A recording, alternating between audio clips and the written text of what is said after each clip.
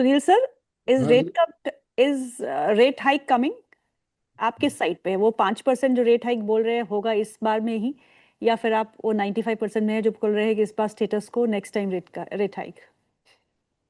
देखिए, आप मुझसे प्रिडिक्शन पूछ रहे हैं या आप मुझसे मेरी राय पूछ रहे हैं कि आरबीआई को आपकी क्या राय। करना चाहिए। आपकी राय सर, आपकी राय। क्या करना ये चाहिए आरबीआई को, और क्या हाइक बचा सकता है रुपए की गिरावट को, रुपए को संभाल सकता है? देखिए, मेरे ख्याल में डेफिनेटली रेट हाइक की सोच आनी चाहिए। आरबीआई को इवैल्यूएट करना चाहिए, बिकॉज मेरे पास वो डेटा नहीं है। हम्म। क्योंकि जो पहले की सोच थी पिछले पॉलिसी में के टाइम में भी एक्चुअली हम्म। वॉर शुरू हुई थी, जी। राइट।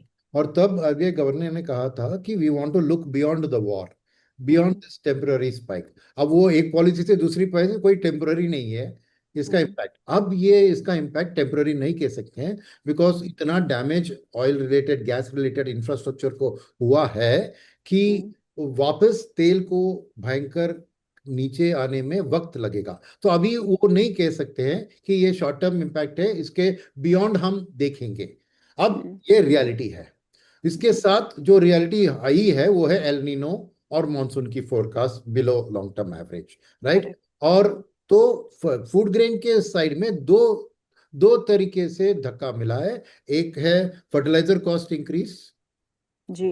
तो इनको अफेक्ट करेगी। दूसरी तरफ है एल नीनो से, जहां पे बारिश भी कम पड़ेगी। तो फूड ग्रेन प्रोडक्शन अगर कम होगा तो फूड इन्फ्लेशन, तो एक है इंपोर्टेड ऑयल इन्फ्लेशन, दूसरा है फूड इन्फ्लेशन। दोनों सप्लाई साइड की है। और नॉर्मल मॉनेटरी पॉलिसी ये कहती है कि आप सप्लाई साइड को मॉनेटरी पॉलिसी से टैकल नहीं कर सकते, उसके लिए फिस्कल मेजर्स की जरूरी है। मगर आज फिस्कल मेजर के लिए गवर्नमेंट के पास क्या है, हम्म। कैसे वो फिस्कली वो भी टाइट में है, राइट। तो दोनों अगर कुछ नहीं करेंगे तो क्या होगा कि जो भी आपको सप्लाई शॉर्टेज हो रही है उसके कारण हम्म। तो इन्फ्लेशन बढ़ेगी। तो आरबीआई की प्रोजेक्टेड इन्फ्लेशन में मैं देखना चाह रहा हूं कि डेफिनेटली वो 6% पार करेगी in one hmm. Of the quarters. Hmm. Now previously RBI का प्रोएक्टिव अप्रोच रहा है कि जो उनको दिखा कि इकोनॉमी के लिए सपोर्ट चाहिए तो रेट कट उनने फ्रंट लोड किया।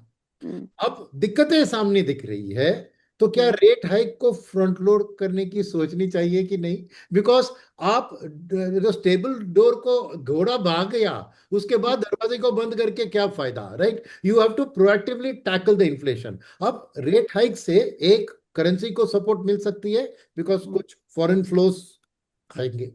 सेकेंड, रेट हाइक से जैसे मैं पहले भी कह चुका हूं कि एफआईआई हम्म। एंटिसिपेट कर रहे हैं कि आरबीआई जी। को कुछ स्ट्रांग एक्शन गवर्नमेंट इसमें करना चाहिए, तो शायद एफआईआई की आउटफ्लोज भी कम हो सकती है। मैं ये नहीं कह रहा हूं कि इनफ्लोज में बदल जाएंगे।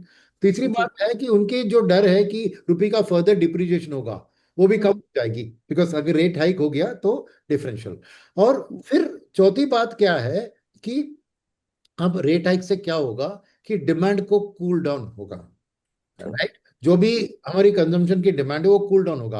अब वो जीडीपी के उसके ऊपर इफेक्ट आएगा ही, right. Hmm. So it's a very tough call. मगर जब आरबीआई गवर्नर टोपी पहनते हैं कि growth versus inflation, right, hmm. तो it is not an easy solution को आप इन्फ्लेशन को भी कम करो और ग्रोथ को भी सपोर्ट करो। तो हम्म। आज एक टफ डिसीजन मेकिंग का वक्त आया है। और मैं हम्म। कहता हूं कि अगर वो रेट हाइक करते हैं हम्म। टू टैकल दिस, तो हम्म। इमीडिएटली डोमेस्टिक मार्केट में डोमेस्टिक इन्वेस्टर्स नाराज होंगे। मगर hmm. Over a period of time, एक हफ्ते दो हफ्ते में वो रियलाइज करेंगे कि ये फ्रंट लोड करने के कारण फ्यूचर रेट हाइक्स का एक्सपेक्टेशन कम हो गया। तो मार्केट फॉरवर्ड लुकिंग होती है। तो मेरा मानना है कि एक smart move contrary to public opinion. और हम्म। मुझे बहुत नेगेटिव फीडबैक आएगी जब भी आप यूट्यूब में पोस्ट करेंगे, राइट। मगर मेरे ख्याल में आरबीआई को वो एक बोल्ड स्टेप लेकर हम्म। सिचुएशन, इकोनॉमिक सिचुएशन को स्टेबलाइज करना चाहिए, ताकि उस एक्शन से आपको, हम्म। अगर डिमांड घटती है तो hmm. It's good in a way, because you don't want important products का demand to grow up. Hmm. Because oil के अलावा गोल्ड में भी गवर्नमेंट ने एक्शन ले लिया, गोल्ड के ऊपर भी ड्यूटी लगा दिया। तीसरा, the second highest import is consumer electronics hmm. देश का। तो वहां पे भी इंपॉर्टेंट कंपोनेंट्स है। तो मेरे ख्याल में थोड़ा शॉर्ट टर्म के लिए एक प्रोएक्टिवली रेट हाइक करना बुरा नहीं होगा। Market okay. को पसंद नहीं होगा इनिशियली, बट फिर रियलाइज करेगी कि आज करने के बाद फ्यूचर एक्सपेक्टेड रेट हाइक्स नहीं होगी, तो एक स्टेबिलिटी आ सकती है। तो मैं कॉन्ट्रेरियन ओपिनियन में हूँ। मैं माइनॉरिटी 5% भी नहीं, शायद वन इंडिया में 1%। एफआईएस के अंदर थोड़ी ये सोच है। इंडिया में जरूर मैं अनपॉपुलर बनूंगा इस चीज कहने के कारण, बट जी।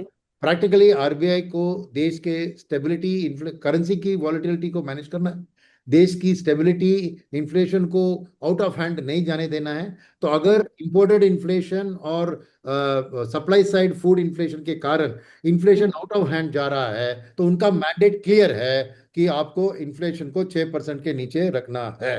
तो वो मैंडेट के जरिए उनको एक्ट करना है, उनको पॉपुलर ओपिनियन के जरिए या व्हाट लोग क्या चाह रहे हैं उनके पे नहीं एक्ट करना है। मगर जैसे मैंने कहा, खाली एक क्वालिफिकेशन, मेरे पास वो डेटा नहीं है ऑन दी आउटलुक कि कितना इस इन्फ्लेशन का इम्पैक्ट आएगा। तो मेरा कहना है कि अगर वो 6% पार करते हुए दिख रही है, तो डेफिनेटली रेट हाइक बनता है। अगर नहीं लग रही है उनको, फिर भी लगता है कि नहीं 4.5 5% पे ही है, तो उनके रूम के अंदर है, तो वो बात अलग है। तो वही डेटा के एब्सेंस में मैं कह रहा हूँ, जब डेटा सामने आएगी तो बिल्कुल। और इस बीच निफ्टी में थोड़ी बहुत रिकवरी देखने को मिल रही है। लगता है कि निफ्टी सुनील सर की बात सुन रहे हैं कि अगर रेट हाइक होगा तो घबराना नहीं है, वो अच्छा ही होगा, 2 हफ्ते में संभल जाओगे।